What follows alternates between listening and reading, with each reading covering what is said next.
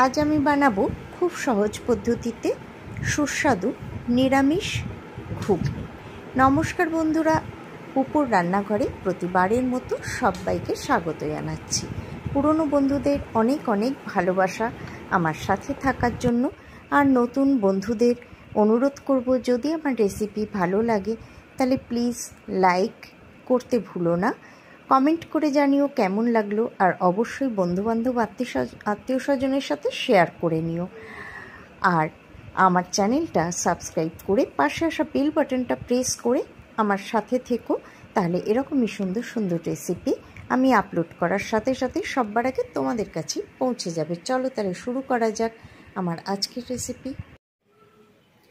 আমি এখানে কিছু মটর রাত্রেই ভালো করে ধুয়ে তারপরে ভিজিয়ে রেখে দিয়েছিলাম, আর সকালে উঠে কিন্তু ওটাকে আমি আবার ভালো করে দুবার ধুয়ে পরিষ্কার জল এর মধ্যে নিয়ে নিয়েছি। আর একটা আলু পরিষ্কার করে ধুয়ে এইভাবে অর্ধেক করে নিয়েছি। এখন আগে আমি এটাকে সেদ্ধ করে নেব, সেটা তো সবাই জানো। তো আমি একটা কুকার নিয়ে নিলাম, আর কুকারের মধ্যে আমি মটর আলু সবটাই দিয়ে দেব। এই জলটা পরিষ্কার, তাই এই জলটা শুদ্ধই আমি দিয়ে দেব।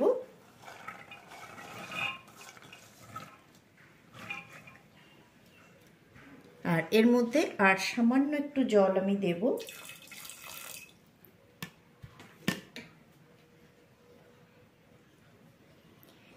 দিয়ে দেব হাফ চা চামচ মতো নুন, আর দিয়ে দেব 1/4 টিস্পুন মতো হলুদ গুঁড়ো। এবার এটাকে আমি সেদ্ধ করে নেব।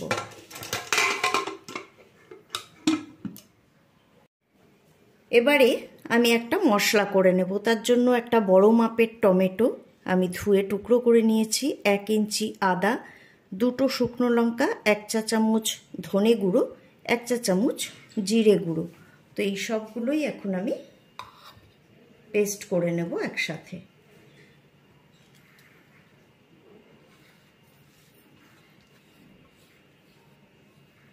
এর মধ্যে আমি 1 টেবিল চামচ জল দেব, দিয়ে আমি পেস্টটা করব।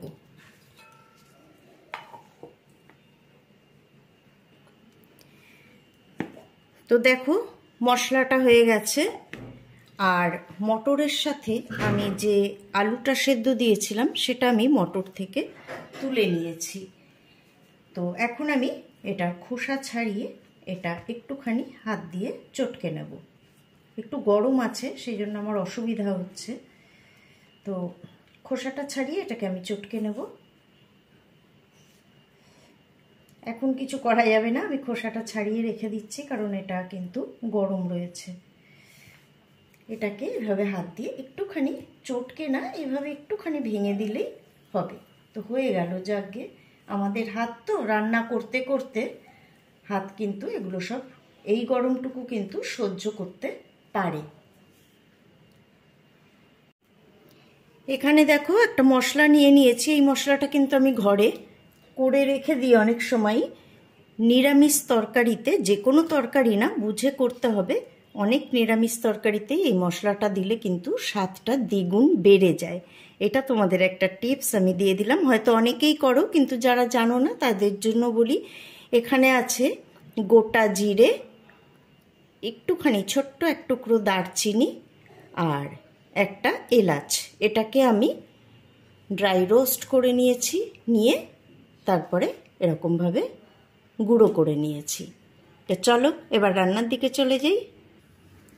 গ্যাস অন করে কড়াই বসিয়ে দিয়েছি। এতে দিয়ে দিচ্ছি আমি সর্ষের তেল, 2 চামচ সর্ষের তেল দিয়ে দিলাম। খুব বেশি তেল আমি দিচ্ছি না, তোমরা চাইলে আর একটু দিতেই পারো। এবার আমি এর মধ্যে দিয়ে দিচ্ছি থেঁতো করা একটা এলাচ আর একটুখানি দারচিনি। দিয়ে দেব হাফ চা চামচ গোটা জিরে।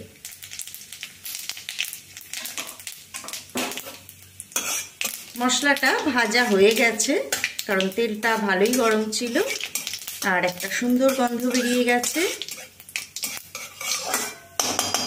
এবার আমি এর মধ্যে তৈরি করে রাখা মশলাটা দিয়ে দেব।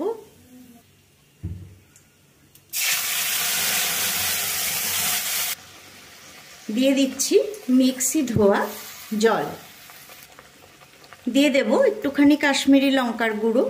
আমি কিন্তু শুকনো লঙ্কা বেটে দিয়েছি বলে আর ঝাল যে লঙ্কার গুঁড়ো সেটা দিলাম না, কারণ আমি এতে কাঁচা লঙ্কা দেব।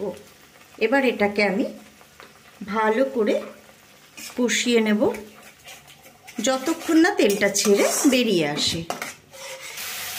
মশলাটা সুন্দরভাবে কষানো হয়ে গেছে, আর ঠিক এখন আমি এর মধ্যে এই সেদ্ধ করে রাখা ভেঙে রাখা আলুটা দিয়ে দেব। এতে নিরামিষ ঘুগনিতে স্বাদটাও যেমন ভালো হয়, আর যেহেতু এতে পেঁয়াজ টেয়াজ পড়ছে না, এটা তো একটু ঘনও হতে হবে, নইলে টেলটেলে হবে, তো এটা দিলে কিন্তু একটু ঘনও হয়ে যায়।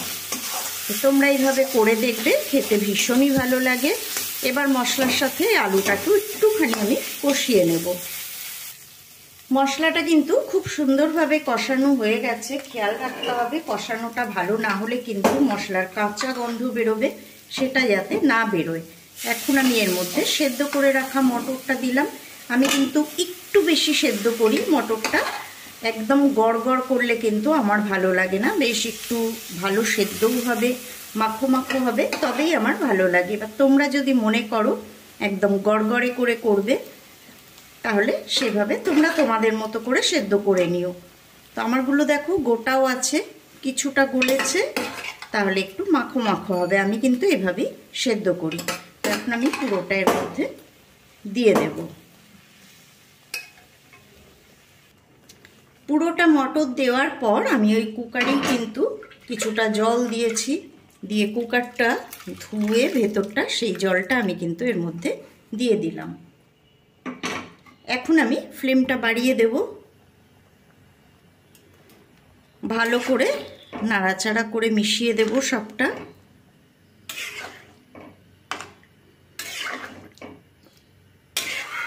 আর এই সময় নুনটাও দেখে নেব, যদিও নুন দিয়েছি কিন্তু নুন অবশ্যই লাগবে আর একটু।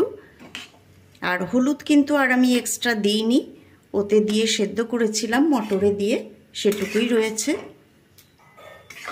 নুনটা দেখে নিয়ে এখানে একটুখানি নুন এবার আমি দিয়ে দেব।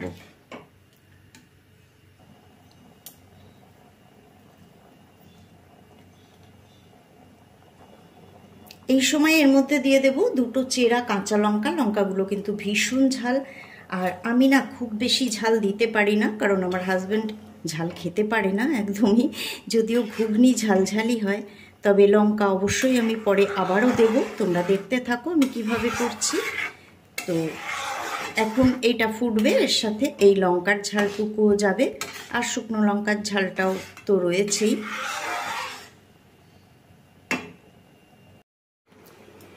তো এটা আমি হাই ফ্লেমে 2 মিনিট ফুটিয়ে নিয়েছি, কারণ সবটাই তৈরি, মটরটাও সেদ্ধ, মশলাটাও একদম তৈরি, কষানো হয়ে গেছে।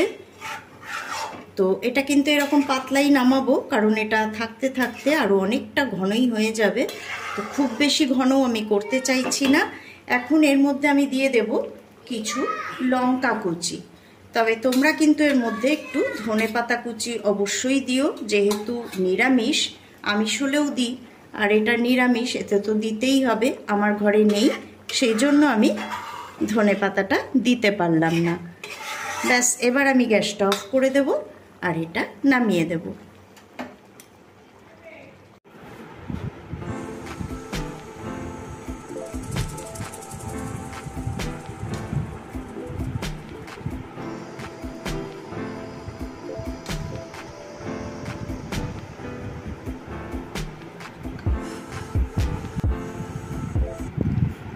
ঘুগনিটা একটা বাটিতে ঢেলে নেওয়ার পর আমি যে ভাজা মশলার গুঁড়োটা করে রেখেছিলাম সেটাকে ভালো করে এর মধ্যে ছড়িয়ে দিয়ে হাতা দিয়ে ভালো করে নাড়িয়ে চাড়িয়ে মিশিয়ে দিলাম। ব্যাস, একদম রেডি নিরামিষ সুস্বাদু ঘুগনি।